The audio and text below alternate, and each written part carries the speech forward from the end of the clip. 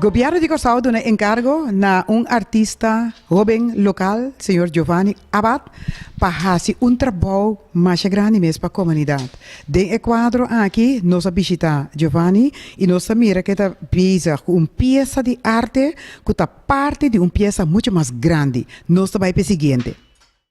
Na nome do governo de Curaçao, me quer invitar o povo de Curaçao para estar presente já domingo, 1 de julho, para mitad 6 da tarde, na Brion Plain, para junto van desfilar uma obra de arte, trabalhar para nosso artista local, senhor Giovanni Abad, que simboliza corona e corona de perseverança, corona de logro, corona de triunfo.